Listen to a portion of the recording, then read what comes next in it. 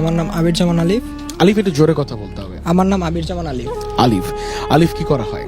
আমি এখন student, admission টেস্টের জন্য প্রিপারেশন নিচ্ছি। ওকে, সো আলিফ, প্রথম যেই ঘটনাটা আমরা শুনবো, এই ঘটনা কতদিন আগের ঘটনা? তোমার সাথে নিজের সঙ্গে ঘটে যাওয়া কোনো ঘটনা? না, এটি আমার একটি ফ্রেন্ডের সাথে ঘটে যাওয়া ঘটনা। তো এটি প্রায় 5 থেকে 6 বছর আগে। 6 বছর আগে। হ্যাঁ। সো লেটস গো, আমরা ঘটনাটা শুরু করছি।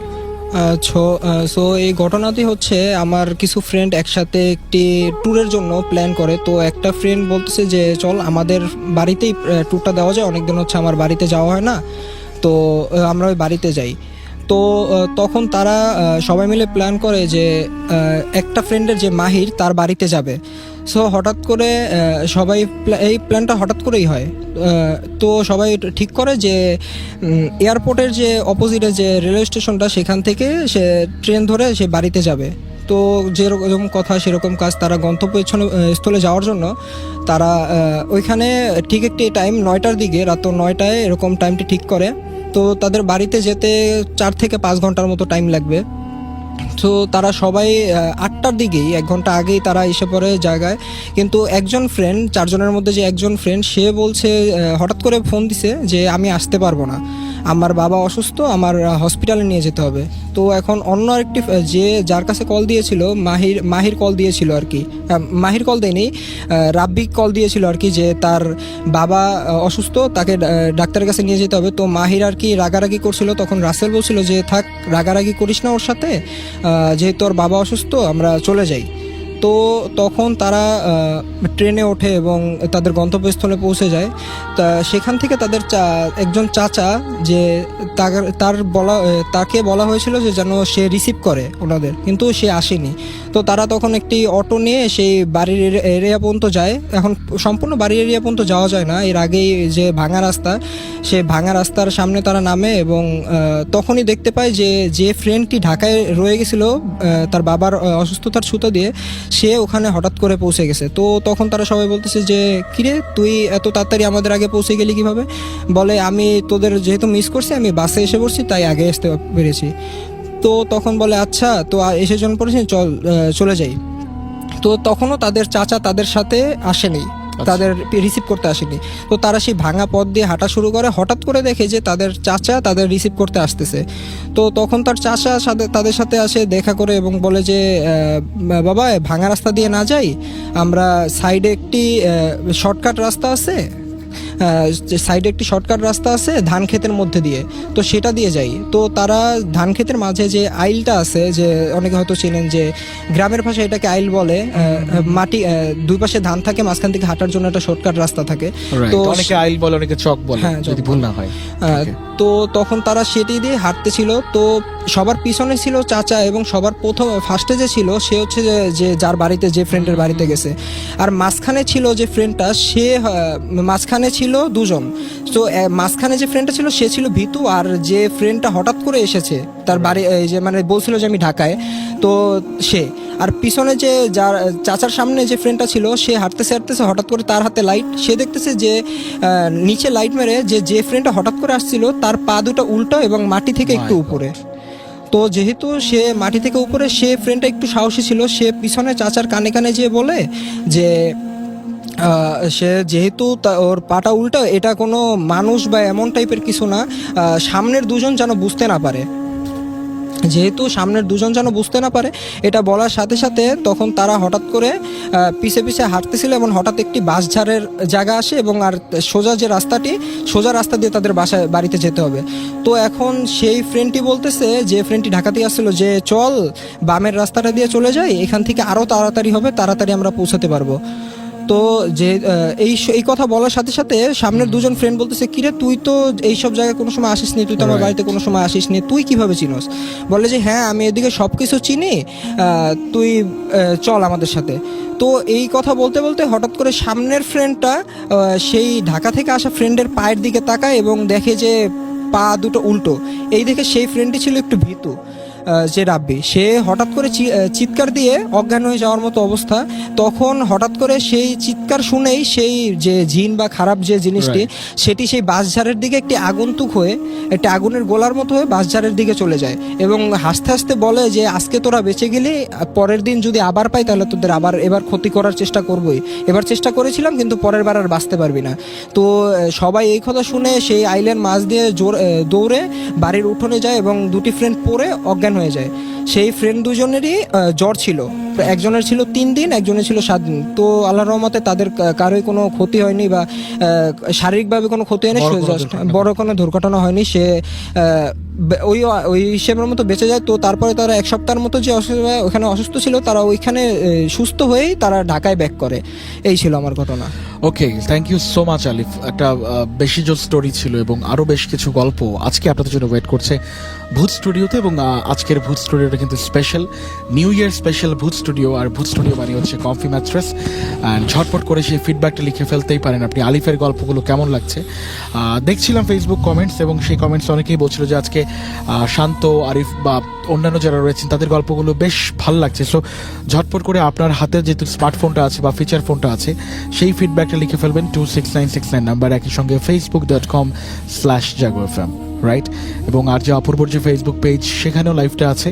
সো রাইট নাও যারা যারা দেখছেন তাদেরকে বলছি, ফেসবুকে, ইউটিউবে যেভাবেই আপনি দেখেন না কেন, এবং কিংবা রেডিওতে শুনছেন, দেশের বাইরে থেকে প্রচুর প্রবাসী বন্ধু আছেন আমাদের সঙ্গে, নতুন বছরের শুভেচ্ছা জানানো শুরু করে দিচ্ছেন। Thank you so much. প্রত্যেকটা কমেন্ট পড়বার সেই চেষ্টাটা আজকে আমরা করতে চাই। বাট আজকে যেটা বলছিলাম গত এপিসোড, যে আজকে আমি একটু কম কথা বলবো, আজকে গেস্টরা একটু বেশি কথা বলবেন। বাট দিন শেষে আপনাকে আমি চাই, যদি আপনি আসতে চান আগামী পর্বে, উইচ ইজ ভেরি ইম্পর্টেন্ট, যদি নেক্সট উইকে আপনি আসতে চান, এবং ডেফিনেটলি আপনার কাছে কিছু ঘটনা থাকতে হবে, রাইট। সো সেই ঘটনাগুলো নিয়ে যদি আগামী পর্বে আপনি আসতে চান, সেক্ষেত্রে RBS, তারপর নাম, তারপর লোকেশন এবং প্রফেশন পাঠিয়ে দিবেন 26969 নাম্বারে।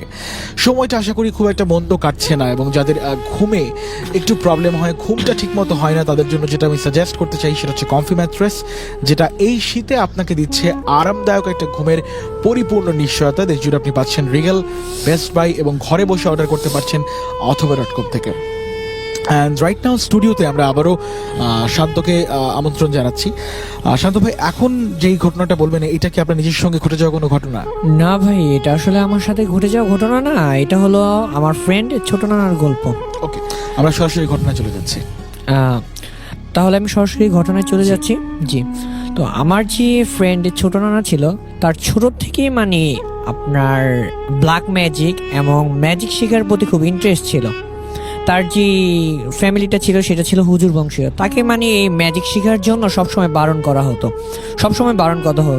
কিন্তু সে তারপরও মানে ম্যাজিক শেখার জন্য সবসময় আগ্রহী ছিল, সবসময় ম্যাজিক শিখতে চাইতো, বিভিন্ন ম্যাজিক প্রোগ্রাম দেখতো।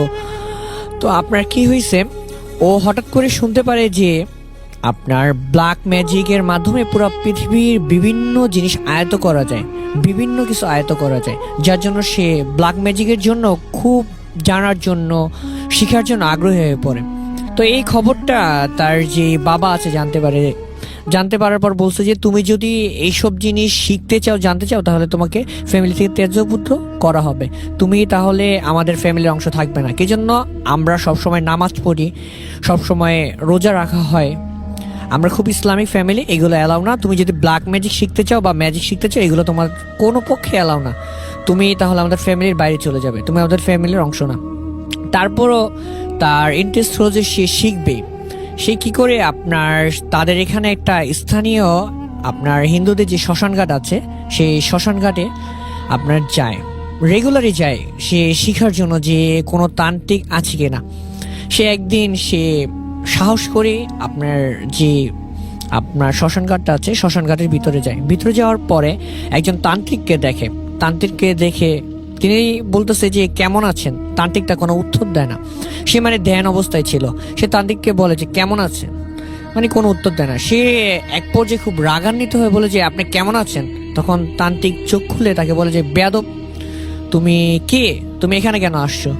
যে আসলে আমি আসছি যে আমি জানা মতে যারা ধ্যান করে, সাধনা করে, তারা ব্ল্যাক ম্যাজিক এগুলো শিখায়। আচ্ছা, আপনি কি আমাকে শিখাবেন? তখন বলছে যে তুমি একটা বেয়াদব, তুমি আমার ধ্যানটা ভঙ্গ করছো, তোমাকে আমি এইসব শিখাবো না। তখন বলছে না বাবা, আমাকে শিখাতে হবে, শিখাতে হবে, শিখাতে হবে। এটা বলে এক পর্যায়ে তার পা ধরে বলতেছে যে না বাবা, আমাকে শিখাতে হবে, যে করে হোক আমি শিখতে চাই, ব্ল্যাক ম্যাজিকটা শিখতে চাই। তখন বলে যে আসলে ব্ল্যাক ম্যাজিক তো ছেলে খেলা না, এই যে তখন সেই সাধক যিনি ঋষিটা ছিল, তিনি তার দাঁতগুলো দেখায়, দাঁতগুলো খুব কালো ছিল। এইগুলো কি জানো? পরে বলতেছে যে কি আপনার দাঁতগুলো এত কালো কেন, আপনি কি দাঁত ব্রাশ করেন না? তখন বলে যে না, এটা হলো সাধনা, যার দাঁত যত কালো সে তত বড় ত্রান্তিক, এটা মনে রাখবা। তো তুমি যদি এরকম করতে চাও, তোমাকে অনেক পথ আগাতে হবে, অনেক দূর যেতে হবে, এর জন্য অনেক সাহস লাগবে। বলে যে না, আমি খুব সাহসী। বলছে যে দেখা যাবে তুমি কতটুকু সাহস, বা তোমাকে আমি এখন শিখাতে পারবো না, আমি তোমাকে তখনই শিখাবো যখন তুমি রেগুলার 1 মাস এখানে কন্টিনিউ আসবে। ভোর সকাল 6টার দিকে আসবে, আমি তোমাকে দেখবো যে আসলে তুমি কতটুকু আগ্রহী। বুঝতে পারছেন ভাই? এই জন্য মানে তাকে বলা হয় যে তুমি রেগুলার 1 মাস আসো, দেখি তুমি কতটুকু ইন্টারেস্ট। সে কি করে আপনার রেগুলারই ভোরে আপনার যায়, বাসা থেকে লুকিয়ে ফজর নামাজের কথা বলে সে লুকিয়ে তার কাছে যায়, দেখা করে আসে। এক পর্যায়ে এমন করতে করতে তখন তান্ত্রিক বলল যে আসলে আমি তোমার উপর খুব খুশি হয়েছে, আসলে তুমি রেগুলারই আসছো, মানে তুমি শিখতে খুবই আগ্রহী, কিন্তু এটার জন্য খুব সাহস লাগে। আমি তোমাকে একটা মন্ত্র শিখিয়ে দিচ্ছি, এই মন্ত্রটা তুমি রেগুলার বাসায় বসে ধ্যান করবা, ঠিক আছে? এটা তুমি কন্টিনিউ করতে থাকো, দেখো কি হয়। পরে তিনি এভাবে 1 মাস কন্টিনিউ এরকম ধ্যান করে এমন ধ্যান করে তিনি দেখে কি মাঝে মধ্যে ধ্যান করা অবস্থায় সে বুঝতে পারে যে সে আসলে লড়াচড়া করতেছে, তার চারিপাশ দিয়ে কি জানে যাচ্ছে।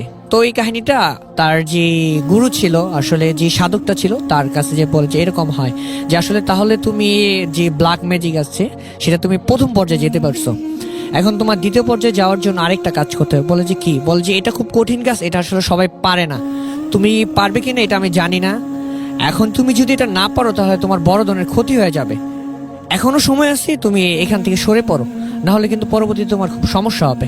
পরে যে না, আমি যেন প্রথম পর্যায়ে ফার্স্ট স্টেপটা পার করতে পারছি, আমি আরো পারবো, আমাকে বলেন কি করতে হবে।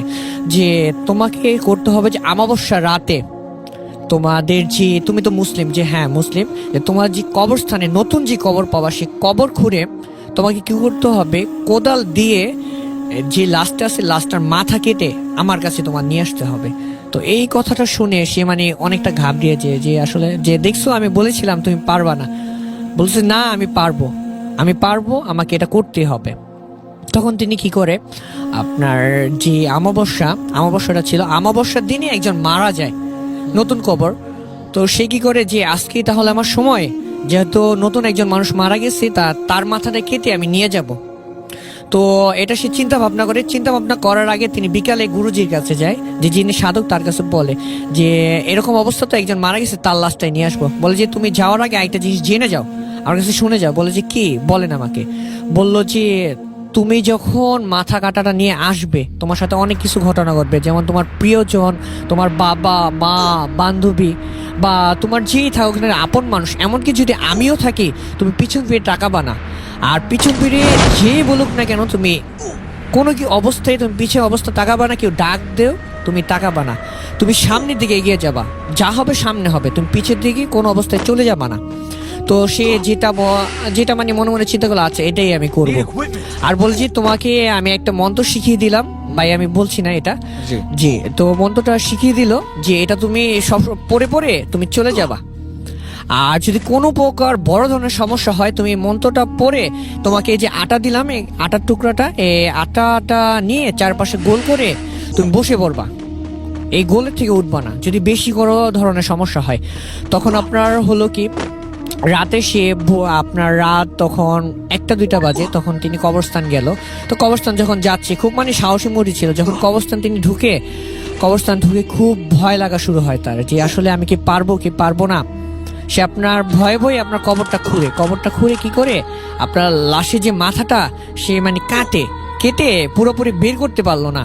সে রক্তাক্ত জিনিসটা দেখে খুব ভয় পেয়ে যায়, খুব রক্ত বের হইতেছে। কি জন্য ভাই, আমাদের শরীরে সবচেয়ে মেন অংশই ভাই আমাদের যে মাথাটা, তো মাথাটা কেটে ফেলে খুব ব্লিডিং হয়। সে ব্লিডিং দেখে মানে খুব ভয় পেয়ে যায়।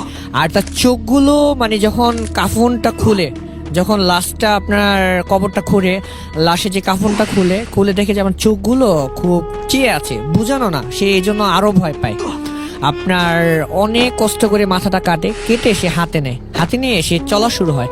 কিছু দূর আপনার পার হয়ে কবরস্থানটা পার হওয়ার পরে সে শুনতে পারে তার মার কণ্ঠ যে এই তুই কই যাস, তুই এই কাঁথা মাথাটা নিঃশ্বাস কেন, যা বাসায় যা।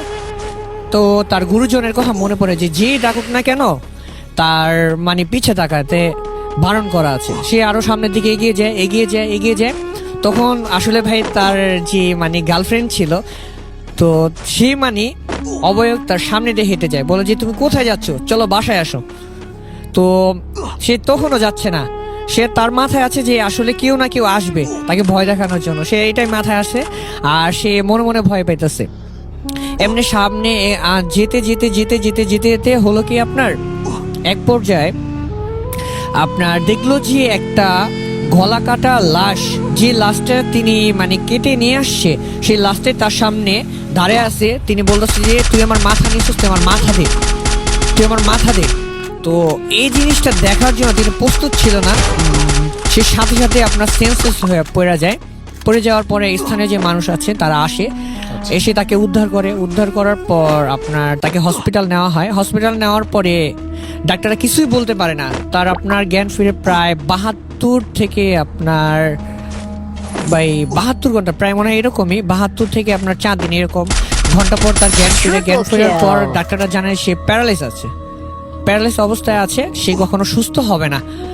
তখন তার পরিবার তো আসলে খোঁজাখুঁজি করে যে এটা কার কাজ, কি জন্য ভাই একটা ফ্যামিলি তো খুঁজবে যে তার ছেলের এত বড় ক্ষতি হয়ে গেল সংসারের ছোট ছেলে খোঁজার জন্য। তখন সে তান্ত্রিকের কাছে যাওয়ার পরে বলে যে আমার ছেলের এত বড় ক্ষতি হয়ে গেল, বাবা যে করে হোক আপনি আমার ছেলেকে আপনার সুস্থ করে দেবেন, না হলে আপনাকে পুলিশে দেবো। তখন সে লোকটা বলে যে আপনার ছেলেকে আমি আগে বলেছিলাম শিখতে না, সে আপনার রেগুলার প্রত্যেকদিন সকালে আসছে, আমার মন জয় করছে, এমনকি তাকে আমি শেষে বলেছিলাম যে তার বড় ধরনের ক্ষতি হতে পারে, কিন্তু তারপরে তিনি এই কাজটা করছে। এখন আমার পক্ষে কোনো কিছুই সম্ভব না, আপনি যাকে খুশি বলতে পারেন, কোনো সমস্যা নেই। এই ছিল ভাই ঘটনা ভাই। ওকে, এবং কিছু কিছু কাজের ফল হয়তো বা কখনো কখনো যেটা হয় যে ইনস্ট্যান্ট এই পৃথিবীতে হয়ে যায়, এবং এটা ঘৃণ্য অপরাধ যদি বলি, এবং সেই ঘৃণ্য অপরাধটা হয়তো বা ওই লোকটা যিনি ছিলেন তার দ্বারা হয়েছিল।